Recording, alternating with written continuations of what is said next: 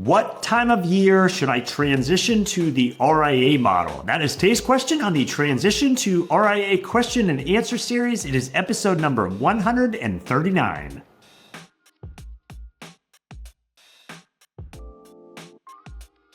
Hi, I'm Brad Wales with Transition to RIA, where we help you understand everything there is to know about why and how to transition your practice to the RIA model. If you're not already there, head on over to transitiontoria.com, where you can find all of the resources we make available from this entire series in video format, podcast format. There's articles, there's white papers, there's a vendor profile series, all kinds of things to help you better understand the model. Again, transitiontoria.com. Okay, on today's episode, we're going to be talking about if you've concluded you should make a transition into the RIA model. Are there particular times of the year you should perhaps make the transition, and are there times you should perhaps not be making the transition? And so what I want to go into today is I'm going to give you some kind of macro themes and thoughts around that, and then we'll get into some of the weeds too on what is more typically done out there. And this is from having observed this for roughly 20 years now of what works best for advisors. So we'll do that kind of both of those tranches. So to begin with, I would say just super high level, make the point, there is no good time to transition to the RIA model if you shouldn't be transitioning into the RIA model to begin with, right? And so it's kind of like, not to equate it to buying a car, but everyone wants a good deal on a car, but there's no such thing as a good deal on a car that's not the right car for you, right? So you got to make sure first, in this case, that the transition model is a good fit for you. I've done all kinds of episodes on that topic. Happy to have a one-on-one conversation with you as well about it. But you first have to make sure that the RIA model is a good fit before you start needing to maybe consider or worry about what time of the year should you be making the move. So if you can get past that, then also keep in mind, and you don't typically want this to drive your decision point of when you're making the move, but to give you perspective, if you begin this process of exploring the RIA model, reaching out, having a conversation with me, going through all the steps, which is quite a few steps involved, quite a few options available and decisions that you'll need to make on a typically kind of normalized timeline. That process usually takes, from that first conversation to when someone's making the move, 6 to 9 months is typically the measured pace that it goes at. Now, there's some reasons advisors and teams move much quicker than that. There's other reasons. Sometimes the timeline needs to be significantly longer than that. But just to give you perspective, typically 6 to 9 months. And some of that is out of your control. So if you go down the path where you start your own RIA, part of that is registering the RIA. Well, that process alone typically takes 45 to 90 days, regardless of how fast you and I maybe try to work through all the steps in general. Some of it is outside of your control. So the main takeaway there is you're not going to transition, or at least if that involves starting your own RIA. Perhaps if you join an RIA is different. But if starting your own RIA, it's not going to happen in 30 days, even if you want it to happen. So just know that the timeline involved is usually, again, 6 to 9 months. Could go quicker, could go longer. And as I just alluded to, if you were to determine, and again, that's part of what I help you figure out, is if that perhaps joining some sort of existing RIA platform might be the better path for you. That goes quicker, or can go quicker than whether you're starting your own RIA. Ideally, you're not letting the timeline involved drive that decision of which path you should be taking, because this is a very important decision to be making. So you kind of want to get that figured out, and then you work through a possible timeline from there. Just some initial thoughts, but some other kind of macro considerations on this. This is going to be a lot of work making a transition, regardless of what time of year you make the transition. It's for most of you, almost all of you, it's not like you're the proverbial day job, which, by the way, you have to carry on as an advisor throughout this entire process. it's not like your, again, day job is considerably easier in certain parts of the year than other parts, right? I mean, I know there's kind of a trend and folks try to have these surge meetings, which are all grouped around certain times. And perhaps if you're doing that, there could be some pockets that are more flexible than others. But for most of you, again, unless you're maybe doing something like that, you got a full plate regardless throughout the year. So it's not like you can be picking the time that, oh, wow, this is going to be easier because I will have less work total to do. And I am a believer, being a straight shooter on these episodes, that making a transition is a lot of work. And it will be double duty for some period of time because you have that day job that has to carry on, and you'll be working through months of all the due diligence and the exploration and the actual transition itself. And for that reason, there's a lot of advisors that never make the change, which is unfortunate, because they might conclude that a transition to the RIA model is absolutely best for them and their practice and their team members and their clients. And they just can't mentally get over the fact that the amount of work that's going to be involved. The good news is that's all a finite period of time that does all that extra work. Now, it's going to be measured in months. Again, it's not measured in weeks, months and months and months of extra work. But the idea being that once you get through it, you're better off for the balance of your career going forward. It makes it worthwhile. It is what it is. Some folks can never bring themselves to work through that. So one, keep in mind, it's going to be a lot of work regardless. Number two, there is no perfect time. And if you are in search of the perfect time of the year to make a transition, you will never find it. And likewise, you will never make a transition. It will never be perfect for you. Your plate is generally always full. It will never be perfect for all of your clients. As we'll talk about, there's some periods of time that are better, arguably, than other times. But you can't just definitively say that, oh, the perfect time is the month of June because myself and my team members and all my clients, all of us that's equally available, and that's a great time to be making a transition. There is no perfect time. And if you mentally think that I need to find that perfect time, you won't ever do this transition, because that's essentially a delaying mechanism, and you're kicking the can and you're just never going to do it. So just accept the fact there's no perfect time. Let's figure out the best time of the options that you can work through. But it's not perfect. There always will be challenges. You could identify or come up with why this particular time is not perfect. You just have to accept that and go with what is best from the options. And then before I jump into the micro things, one last point, I would just say careful. You hear recruiters out there, whether that's external third-party recruiters or the recruiters that work for particular firms, and I don't want to paint a broad brush and say everyone's like this, but I have heard at times anecdotally that sometimes these folks will suggest that any time of the year to make a move is a good time, that there's no times that are essentially bad, and that's maybe a harsh word, but I'm going to give you examples. They'll say, oh, just make the transition. Any time is a good time. And the tough thing with that is either one, the folks that are saying that don't have enough experience to recognize when sometimes are better than others, or just haven't been in the game to observe it firsthand. Like I said, I've been observing it for roughly 20 years now.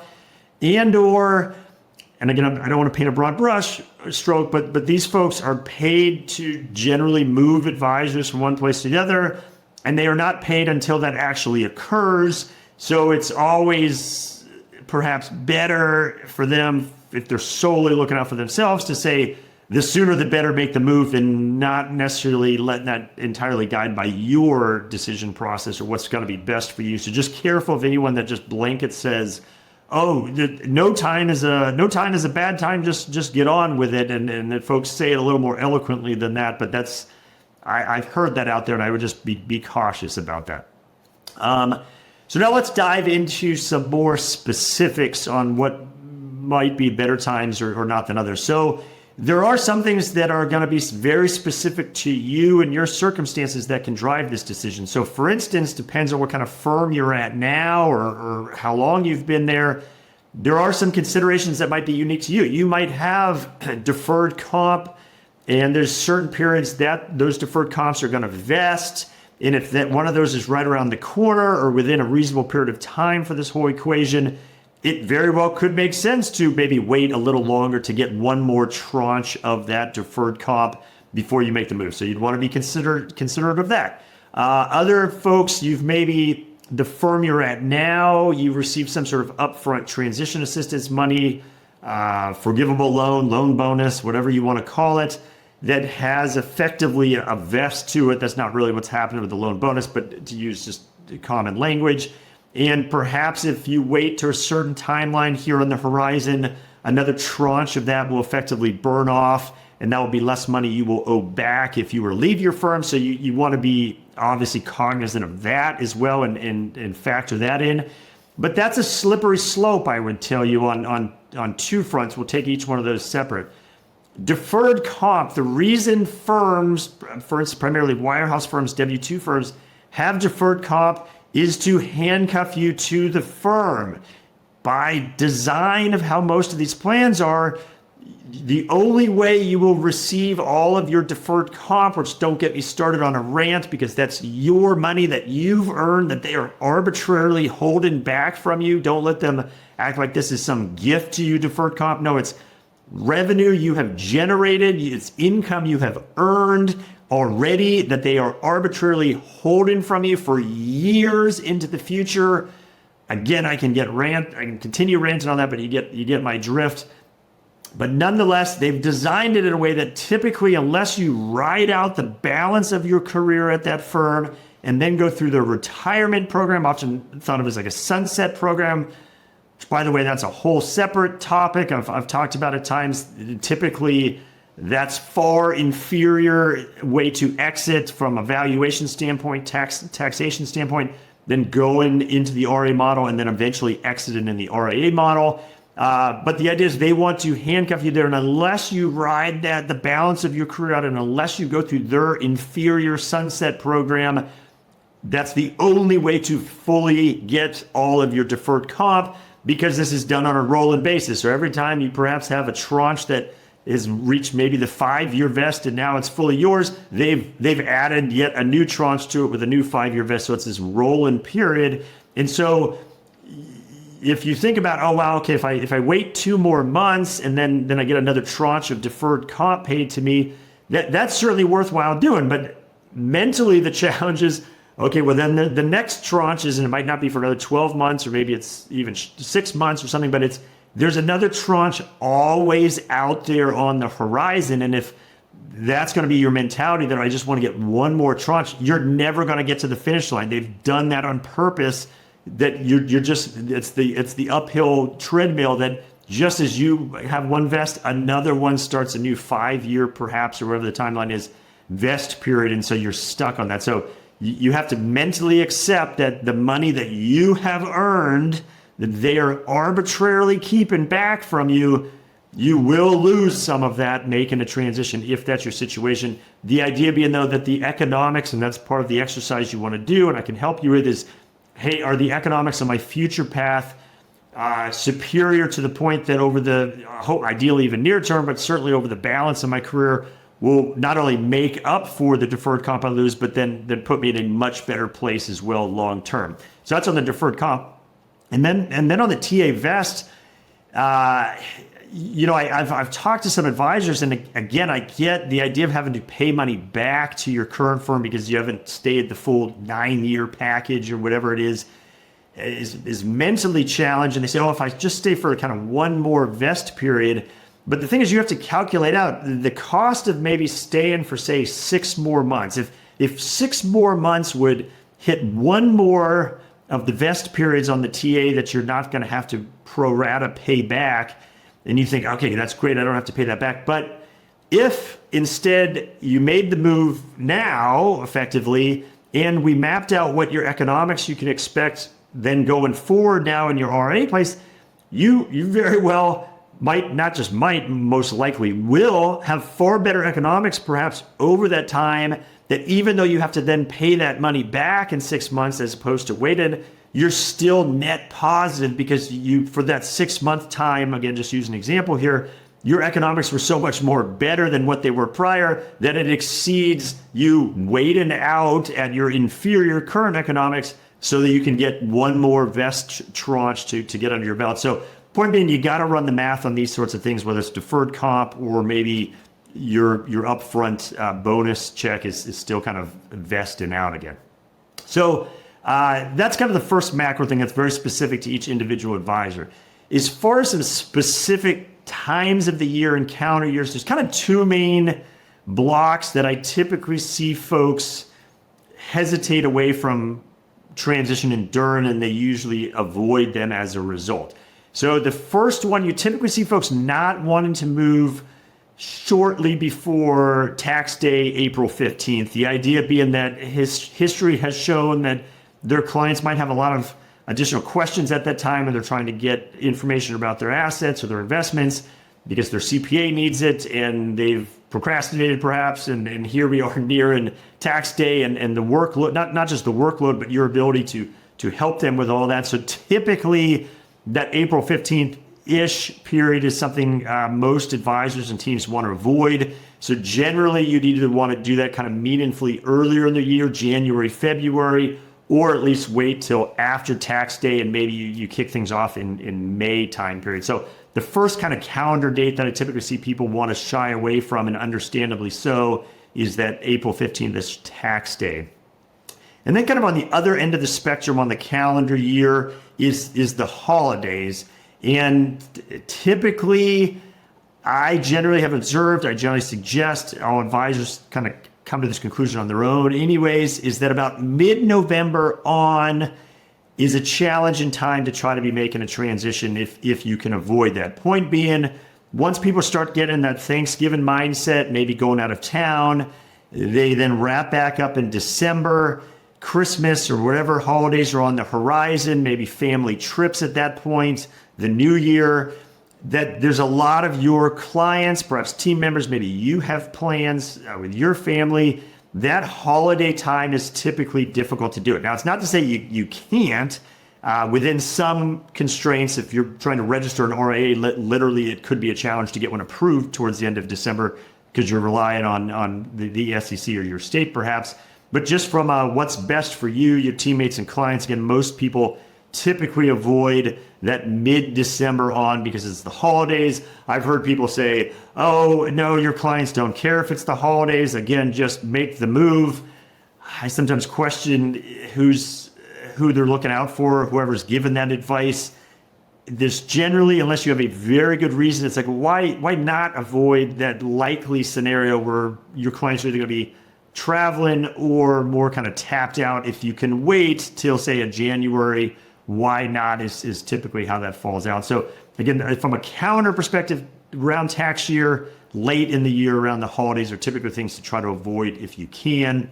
And then sometimes I hear folks a little hesitant about the summer months because, oh, my clients travel during the summer, and a lot of your clients probably do travel during the summer. But the reality is your clients are most likely not all traveling at the same time. Now, there's a lot of, I don't want to paint a broad brush, Europeans and European countries that all, as they would say, holiday in August, right? That is when everyone kind of shuts down for 3-4 weeks and everyone is often traveling and doing things with family.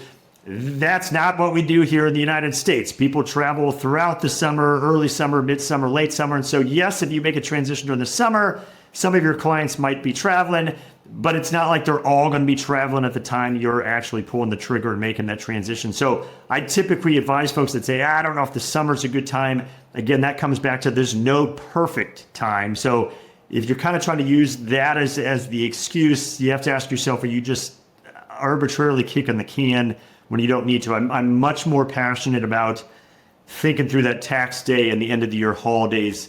I think have much more weight that you need to consider than worrying about summer travel with your clients. That it will impact some of your clients, and they might be a week or two behind, getting paperwork and stuff back to you. But all your clients are not going to be traveling at the same, sprint point that of when you're making that transition. And then I'll wrap up with just two final thoughts. I've kind of used this phrase, alluded to it, is don't kick the can with this. And I see this often, and I understand it because the idea of making a transition can be anxiety inducing, can be stressful. You know it's going to be a lot of work. It's a lot of work, as I alluded to, in the months leading up to the transition. It's a lot of work after the transition. And that can sometimes be easy to, hey, let me just kick the can. And so oftentimes what I'll hear is I'll be talking to advisors or teams, and again, maybe from that very first conversation, and we go through the steps. Okay, does it make sense you should be exploring the RIA model? Okay, what are the different ways into the model? What's going to be best for you? And who are all the solution providers? And I'm just saying that at a very high level. I've done other episodes on all those steps. But the idea being, we'll work through that, and then we've considered, tax day and holidays, and it's like, hey, okay, well, here, you got this block of a 3-month block, where well, let's aim for something in that time frame. And sometimes people just arbitrarily, how about like 6 months from now? And I always respectfully challenge folks on that and say, okay, is there a good reason for that? Sometimes there are, which I've alluded to here prior. And other times it's just kicking the can. And the reality is, if you've concluded this is the move you can and should be making, if you've done all your homework, I've helped you through this whole process, at some point you say, okay, we're ready to go, let's get it over with. There's no reason to arbitrarily kick the can just to kick the can. And that's also making life more difficult for you, because if you've just arbitrarily pushed the date out further, trust me, everything about your current firm, your current arrangement that perhaps is already frustrating you is going to only get 10 times worse, because you have this new path available to you, this new path ahead of you, and yet you still have to wait, again, if you've kicked the can, 6 more months to make the move. Those frustrations are going to dig at you significantly more as that time passes. And again, maybe there's reasons you can't do this for another 6 months, but if it's just because you've arbitrarily kicked the can, you're just a glutton for punishment and making things more difficult on yourself. So just be honest with yourself and say, okay, I'm not going to arbitrarily kick the can any longer than I need to. I need to take the time to do this properly. I need to research this properly, understand all my options, go through all these motions. But beyond that, I need to figure out a time that makes sense for me and my practice and my clients, and then go ahead and move forward with it.